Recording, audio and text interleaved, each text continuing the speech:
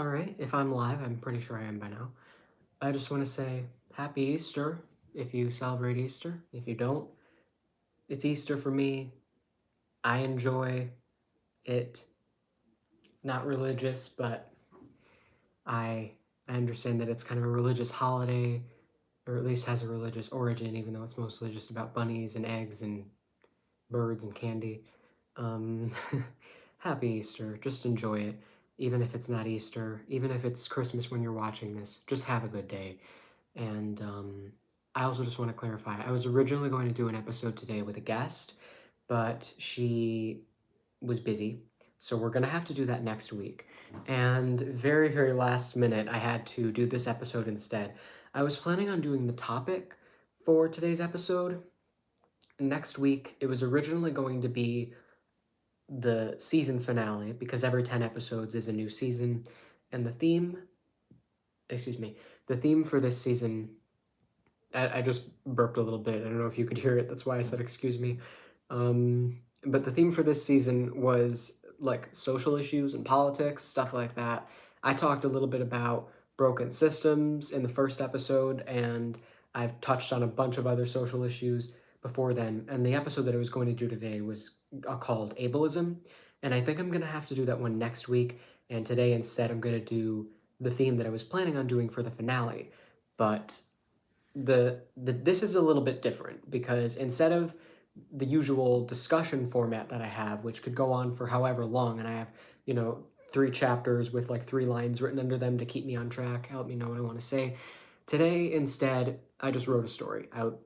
This morning, I wanted to write something that was more focused on what's been on my mind lately. So it is political. It is about what I want the topic to be about, but it's a story, and it's definitely also about other things that have been on my mind that aren't necessarily political, but they're still important. And I just think it's important that I talk about what I'm thinking about, just to be open with my YouTube audience, which is pretty small at the moment. I see I only have one person watching, but it's okay. I'm sure other people will see this after it's uploaded. My videos usually get 100 views, 200 views, something around there. Um, so I am a little bit nervous because I've never done this before. It's really long. Well, not really long, but it's a whole page of words and it's overwhelming to look at. I didn't write it in the most organized way because, like I said, I wrote it this morning in kind of a rush, just kind of a last minute backup plan for today. I was like, hold on, I think I have to do this topic today. Let me just write a story. So it's called New Paradise Lost, and it took me a minute to come up with that title. I had a couple other titles in mind.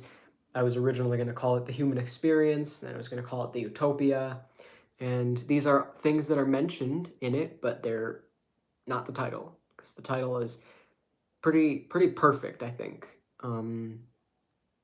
So this is, I don't want to explain it too much because I think that it's art of any kind is just best left to your own interpretation. I mean, even the person who originally created it is still just talking about what it means to them, but there is no objective meaning for the art. So art can't be objectively good or bad. It's just, if it's for you, it's for you. This is what it means to you. This is what it doesn't mean to you. You pay what you think it's worth. If the artist is selling it for what they think it's worth and you don't think it's worth that much, then don't buy it. It's that simple. I don't know why people try to, criticize things and act like their opinions are so refined and superior. Like, come on, get over yourself. Art is art. Even if somebody just throws together a sloppy song that is just terrible and nobody likes it, it could still mean something to somebody, and somebody could use it as some type of metaphor, and it could mean something to them. So just, let art be art, even if it was made as satire. But this was made very quickly, and I don't know how good it is, but I know that it includes everything I want to say, and I just had to proofread it right before I started, which is why I was a little bit late because I had other stuff to do. I was a little busy today, and I prefer to do these directly at 4 p.m. So if I ever start late, I really had no option. Like, I really do not like being late. I value punctuality because it just, it's just more polite so people know when to expect your video and they're like, oh, he's not going live at 4 p.m. today. Maybe he's skipping Easter. Oh, just a little busy. Just 10 minutes late. I'm good. So, without further ado, this is my first time reading a story, so bear with me here. I'm going to be looking down a lot because I have it written here. I'm going to be flipping the page and trying my best. If I say something wrong and I mess up, I'll just start the sentence over. But I'll try my best to read it slowly so that doesn't happen. Chapter 1, Fresh Start. This is the story of how I saved the world after it was too late. I always believed everybody knew something I didn't. I was a rule follower. I trusted the system. It didn't feel like I had much of a choice, to be fair. I was under the impression that my survival depended on it.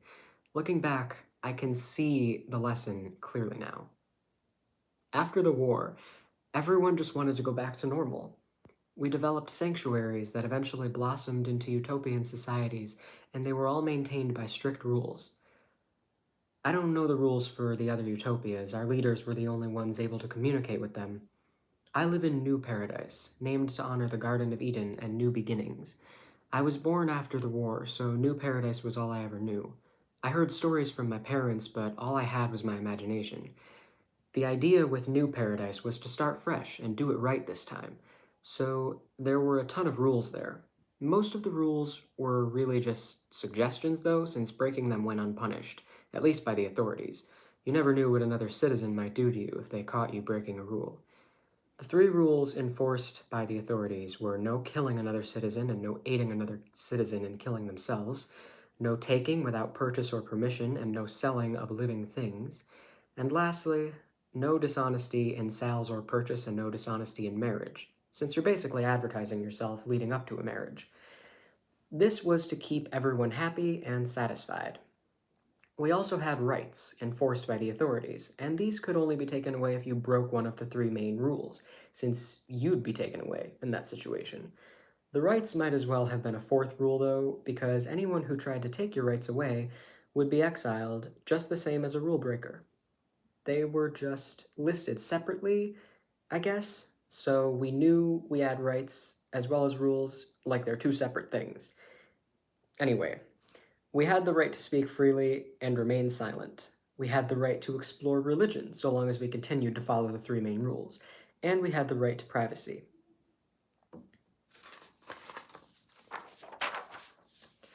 There were monitors on every street to ensure everyone was comfortable and following the rules. But in your house, any rules you broke needed to be reported by someone who was bothered by it, in which case they would need to prove that the rule was broken.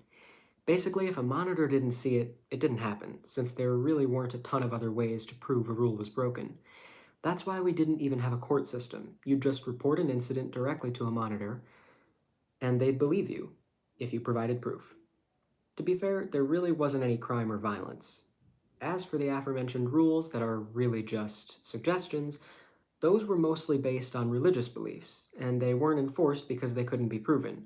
But considering this particular utopia had a Catholic reference in the name, it should be no surprise that Catholicism was the domineering religion there. Everyone lived as if those rules should be enforced, but the monitors were trained only to act when the 3 main rules were broken.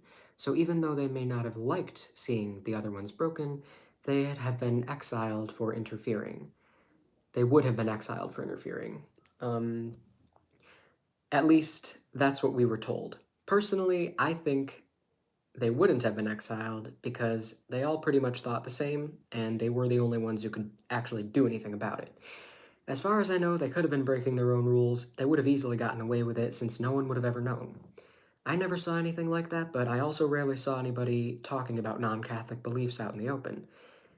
Anyway, on paper, the rules seemed pretty fair. This seemed like the ideal place to live, but I felt like I was walking on eggshells at every turn.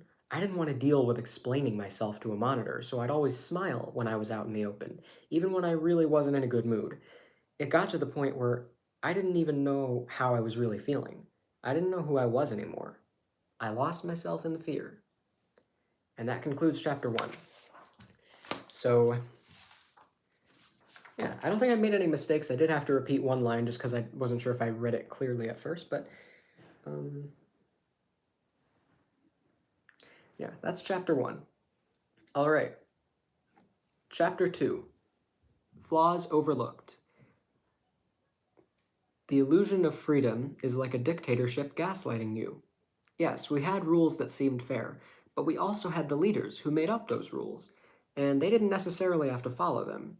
We were told there were people keeping them in check, but what if they were corrupt and the citizens were the only ones? Oh, I'm sorry. We were told there were people keeping them in check, but what if even they were corrupt and the citizens were the only ones who could do something about it? What if the citizens who weren't brainwashed were too afraid to stand up because they felt outnumbered? I'm going to read that sentence again, just because I read it the wrong way the first time. What if the citizens who weren't brainwashed were too afraid to stand up because they felt outnumbered? My parents always told stories of what the world was like before, and it seemed like the most shameless types of people who might have been brave enough to stand up against corruption like this were now the ones in charge. So it started to seem pretty hopeless. I knew we needed a revolution, and I was prepared to become a martyr if it meant inspiring everyone else to save themselves from that psychological torment. They can't kill us all if their goal is to manipulate us. They can only kill to make examples so the manipulation can continue. This information helped me convince people to fight, and we started having secret meetings in each other's houses. The goal was to build an army, and we called ourselves the Shadow. This was because we lived in the shadow of the leaders and monitors, and because we were all doing all of our work in secret. And because we were doing all of our work in secret. In my everyday life, though, I still felt profoundly empty. I made so many friends since I started the shadow, but I couldn't feel anything big. They didn't seem to have those problems. When they were in their homes, they could always be themselves. They only had to act slightly different when they went out. I think it's because I was more than slightly different. I didn't get to just sit down and comfortably enjoy my life when I wasn't out pretending to be Catholic, because when I was out pretending to be Catholic, I was a completely different person. I didn't feel free to just be myself when I was alone, because I felt like I needed to disprove stereotypes about people like me, not to the world, but to myself. I didn't want to get caught up in the stampede, so I ended up somewhere in between following the trends and being myself. I couldn't be myself because I didn't know who I was. I was just obsessed with proving to myself that I wasn't like everyone else. A few of my friends told me they felt the same way. Excuse me. Some of my friends knew they were different, but didn't base their personalities on anything other than what made them happy, so we started hanging out more outside of the shadow meetings. I wished I could just be okay in private and pretend when I'm in public like the rest of my allies, but it was still nice to have a couple people who understood my situation. We were really starting to build a big team as time went on. I felt the revolution approaching, but something was missing. One night at a meeting, someone asked, if we weren't going to let Catholicism dictate our views on morality, where did we get our morals from? I thought this was a good question, but I wanted to give it a few days before I answered. One of our members, who was Catholic, spoke up and said that Catholicism isn't the problem. Rather, it's the people who treat it like it's the objective truth. Quite a few of our members were Catholic, but they still saw the flaws in the system and wanted to help. By the next meeting, I had an answer to the morality question. And that concludes chapter 2. I'm only 13 minutes in, so this is going to be a very short video, because I'm almost done. I only have one chapter left. This one took up 2 pages. 3 pages, I should say, because I have them printed on the back and the front. Okay. This is the end. This was always meant to be a short story, so it's okay that it's going to only take me like 20 minutes to read. Chapter 3, Fear Overcome. I told everyone that morality was the key to a lasting society, which is why without it, a society would fall apart.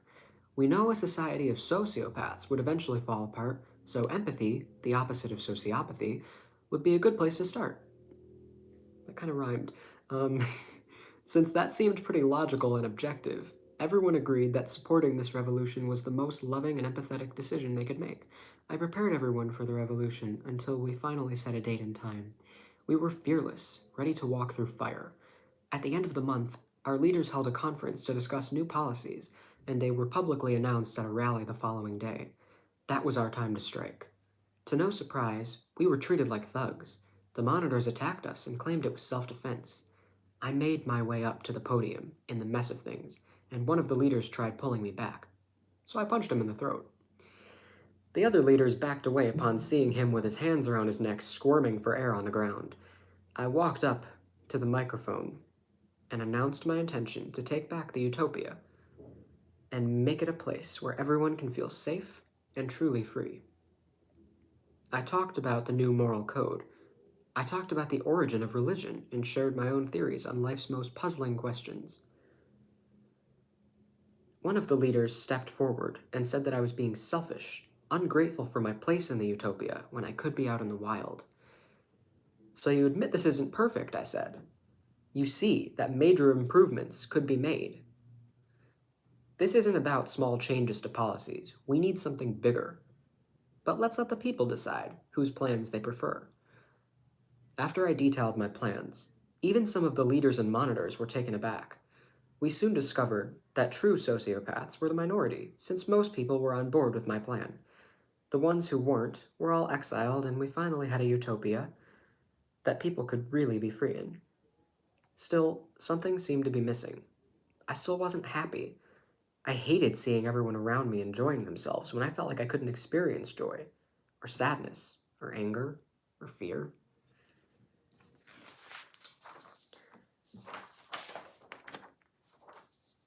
I questioned if I even knew what love was, at least in a romantic sense. I remembered feeling all the other emotions in my childhood, but by the time I was old enough to love, I felt like a switch had just been flipped off that prevented me from feeling anything extreme. I couldn't understand why this new system didn't flip my switch back on. What was preventing me from feeling? I only felt minor versions of all these emotions, like little flickers under the surface. I felt the fear and anxiety most of all, but still too minor to influence my behavior in any noticeable way. I just didn't care enough to do anything about it. I wondered if I was depressed, if maybe there was something wrong with me that I wouldn't be able to change. I had finally discovered an objective way to view morality. I always knew right from wrong. What could I have possibly had to be depressed about? One day I found myself in a moral quandary. I had no idea if I had done the right thing, and fearing that I hadn't, I had no idea how to approach it from there. I was familiar with the concept of taking responsibility and apologizing, but in this circumstance, that didn't feel like the right approach for some reason. Something wasn't making sense. The logically moral thing to do shouldn't have felt wrong, unless I was coming from a selfish and fearful place. I knew better than that, though, and I was far from selfish. So what was the problem? By this point, I felt like I was torn between doing what I wanted and doing the right thing. But all I wanted was to do the right thing. So how was this a dilemma? It had just dawned on me that I didn't even really know what I wanted. Because if all I wanted was to do the right thing, I had dehumanized myself. I was no different from a robot programmed to respond to a code.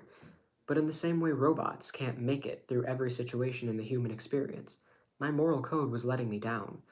If everyone existed just to do the right thing, we'd have no individualism, no personalities, no reason to be separate from one another, no reason for anything to exist. I had to embrace my humanity and faults. I had to choose myself over my moral code. I had to ask myself who I truly was, how I truly felt, and what I truly wanted. I only wanted to do the right thing out of fear of hurting others, out of fear of being the bad guy.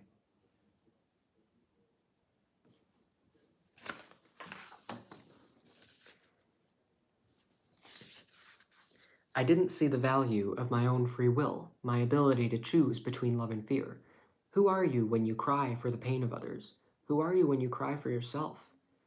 Who are you when you love another and know how to love yourself? Again, that kind of rhymed. Who are you when you're free? Who are you when you trust?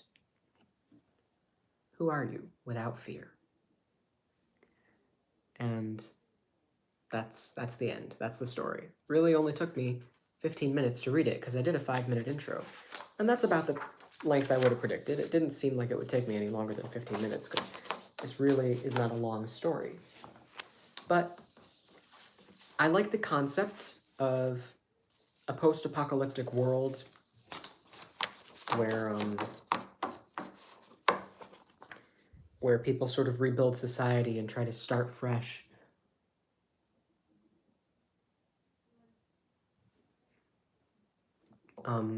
Because I thought there was a lot of potential to build around it. I got the idea to do this a couple days ago, but I didn't write this until this morning. So it was a little bit rushed, and I wish that I could have made it longer, but if I'm being totally honest, I thought this would take me longer to read, and I didn't want to be sitting here for an hour. So I still have some time left. I can elaborate on some things, answer some questions if anybody wants to ask about anything that didn't make sense in the story, but I already have something that I want to clarify.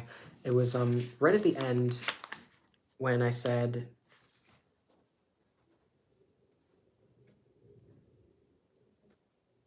that there would be no reason for anything to exist.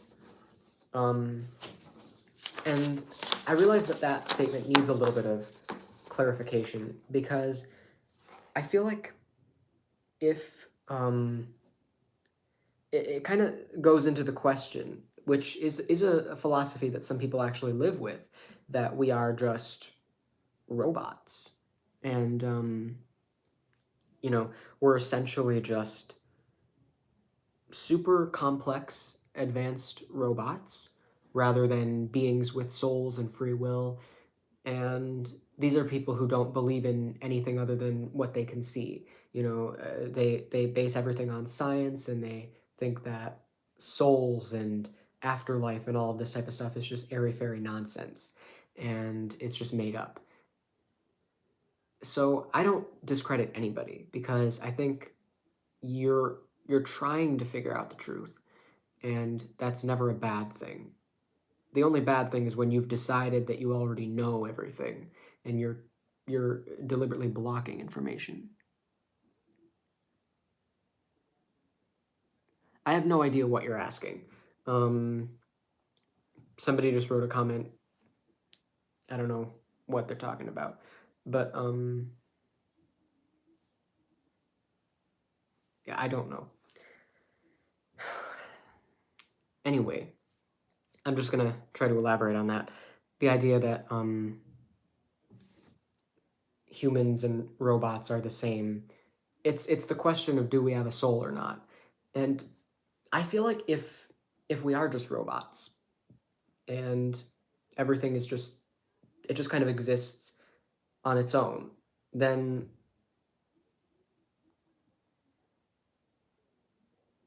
are you speaking English? I don't know how to read that in English. This is distracting me. I'm not even going to try to read the comments. Anyway,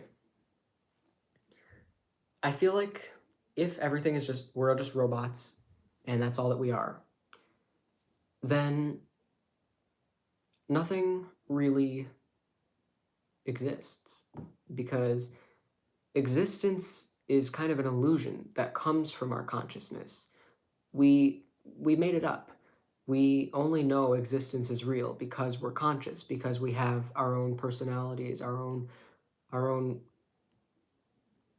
you know, I think, therefore I am. I exist, and therefore existence wouldn't be without me.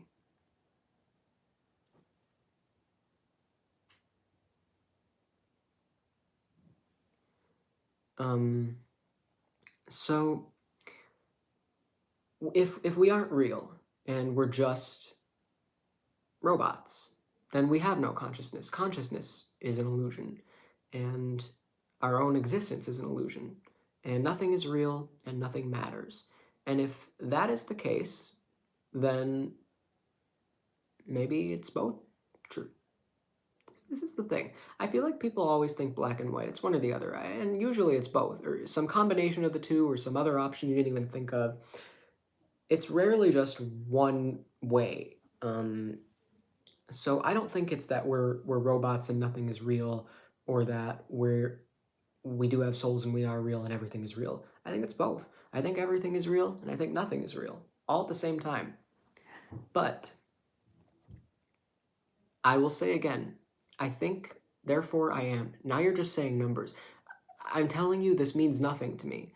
I'm gonna have to scroll back through and read these comments, but my name is on my YouTube channel. My name's Tristan. Okay. Got people asking me what my name is, and somebody else saying things that I can't even process. It's distracting me from trying to make my points. But I did talk about this stuff in the first couple episodes of the first season, which was just my old French kiss with a girl and friend. Okay. Anyway, my point is that, you could say, well, that's inaccurate. That's an inaccurate conclusion to say that if our own individual free will doesn't matter, then there's no reason for us to all be the same. There's no reason for us to exist. Because what about the Earth? Doesn't the Earth matter? Maybe we should not be thinking about ourselves and we should be coming together to take care of the Earth. Well, if the Earth wasn't alive, it wouldn't need taken care of, was it? If the Earth was just a completely inanimate object with no personality, no individualism to distinguish it from other things in the universe, there'd be no reason to do anything special for it, just the same as us. So we all exist, and we all have our own individual personalities and needs and wants and feelings, and without any of this, nothing would matter. Nothing would even be real. It wouldn't exist. And if you're still having trouble understanding how I'm drawing that conclusion, just ask for clarification. I will explain it.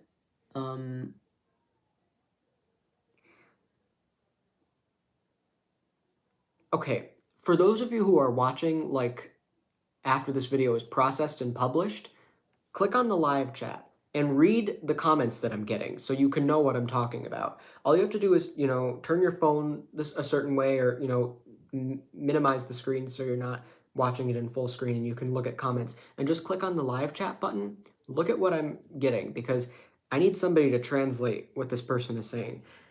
So you know what I'm responding to. I'm very, very confused right now. But anyway, this is almost 30 minutes. I can end it. I read the story. I elaborated on things that I thought might not have been clear, and I haven't gotten any questions, except for questions that I don't understand, and I will answer them later if I go back and read the live chat and I see them. For those of you who are watching live, who want to see the live chat, or for those of you who are watching before it's processed, it usually takes about 10 or 11 hours, I think. So I finish the video, I push end, about 10 hours later, it's fully processed and you can view the live chat. And before then, it's sort of incomplete. But, yeah, right? He's just writing rubbish. Okay. All right. Well, I'm gonna go. Happy Easter. Hopefully I can do the video with my guest next week. And, for anyone who wants to talk to me, all my social media is listed on my channel, so you can DM me somewhere, ideally Instagram or Snapchat, but all of it is listed there, so you can, every social media I have, you can just message me, ask me anything you want, write a comment if you want. Thank you for listening. Write a comment either way. Let me know what you think of the story. I'm pretty happy with it. Excuse me, I should have ended it before I did that. I might read this again. I might upload a video with just me reading this, and I might make some improvements based on suggestions, if you guys like it. See, now you just said boyfriend 601, you're talking about girlfriends and nonsense. It's just nonsense. You're just saying nonsense. And I don't know if you're doing that on purpose, or if English isn't your first language, or if you're a troll, which would be the same as doing it on purpose. But either way, whatever it is, I don't understand it. I'm not going to even try to understand it. I named all the chapters with F. I did Fresh Start, Flaws Overlooked, and Fear Overcome. And I think the last two are kind of connected to Paradise Lost. New Paradise Lost. like, you know, Paradise Lost, Flaws Overcome, or Flaws, Fear Overcome, Flaws Overlooked, and Fresh Start, just kind of sore thumb out there, but it makes sense, and it has an F, so it is what it is. But really, I'll take suggestions, anything you want me to improve on the story, anything you didn't like. Keep in mind, I really wrote this in kind of a rush this morning. I've been a little frantic all day.